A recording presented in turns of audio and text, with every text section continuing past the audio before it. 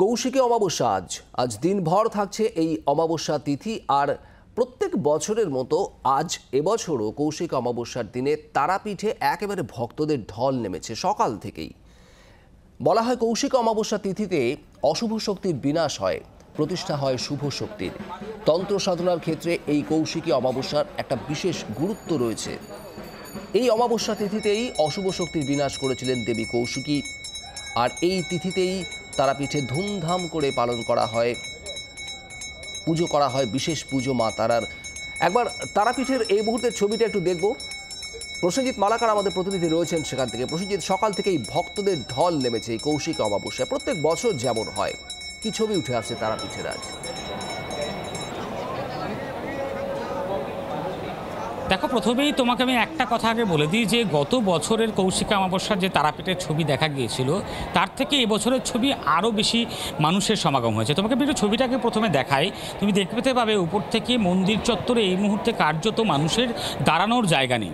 এবং তুমি যেমনটা বলছিলে যে আজকের দিনে এই বিশেষ দিন, অর্থাৎ শুভ শক্তির যেখানে উত্থান ঘটে এবং অশুভ শক্তির পতন হয়, মা কৌশিকী রূপে যে কুম্ভ নিশুম্বের বধ করেছিলেন যে তিথিতে কথা রয়েছে, ফলে সে জায়গায় দাঁড়িয়ে পাশাপাশি তুমি এটাও জানো যে বামদেব আজকের দিনে মা তারা দর্শন পেয়েছিলেন। ফলে এই বিশেষ দিনটিতে মানুষ দূর দূরান্ত থেকে তারামাকে দর্শন করতে ছুটে আসে না। সেই মোতাবেকই এই মুহূর্তে মন্দির চত্বরে লাখো মানুষের ভিড় গোটা তারাপীঠ এলাকা জুড়ে।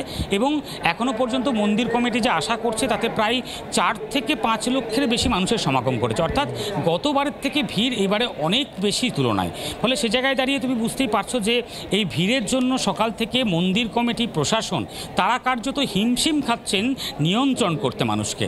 এবং লাইন কার্যত তারাপীঠের একদম মূল শহরের প্রান্তের শেষ প্রান্ত অবধি এই মুহূর্তে মানুষের ভিড়। সকাল থেকে আজকে কৌশিকী অমাবস্যায় ভোরবেলা 4টের সময় মাকে স্নান করিয়ে তারপরে মায়ের দ্বার খুলে দেওয়া হয়েছে পুজোর জন্য। এবং প্রত্যেকটি মানুষ সকাল থেকে ওই ভোর থেকেই কিন্তু ভিড় করেছে পুজো দেওয়ার জন্য। আমার সাথে এই মুহূর্তে গোলক মহারাজ রয়েছে, তোমাকে আমি একটু কথা বলেও শোনাবার চেষ্টা করব যে আজকের এই বিশেষ দিনটাকে মানুষ কেন বেছে নেয় সেটা একটু তোমাকে শোনাবার চেষ্টা করব।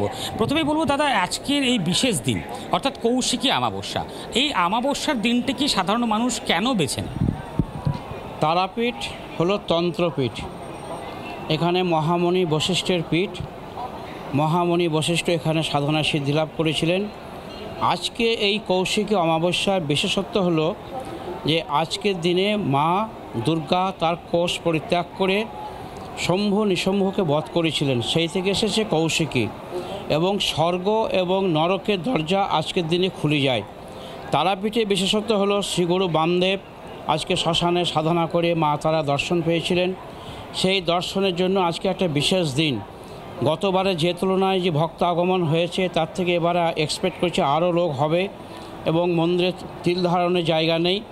আজকে ভোর 4টের সময় মায়ের স্নান করে গর্ভগৃহ খুলে দেওয়া হয়েছে যাতে প্রত্যেকটা পুণ্যার্থী ঠিকমতো পুজো দিতে পারে, তার জন্য পৃথক পৃথক লাইনের ব্যবস্থা করা হয়েছে।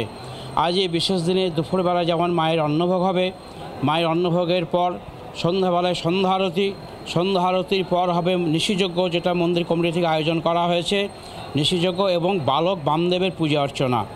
এই যে তারাপীঠ আজ মুখরিত জয় মা তারা ধ্বনি, এই কৌশিক অমাবস্যা পূর্ণ লগ্নে প্রত্যেককে চায় একটু মায়ের চরণ স্পর্শ করতে এবং তারা যাতে ঠিকঠাক পুজো দিতে পারে এই কৌশিক অমাবস্যায়, তার জন্য আমরা মন্দির কমিটি এবং পুলিশ প্রশাসন সব কিছু ব্যবস্থা রেখেছি যাতে কোনো পুণ্যার্থীর কোনো অসুবিধা না হয়। বাংলার আওয়াজ, বাঙালির আবেগ, জি 24 ঘন্টা।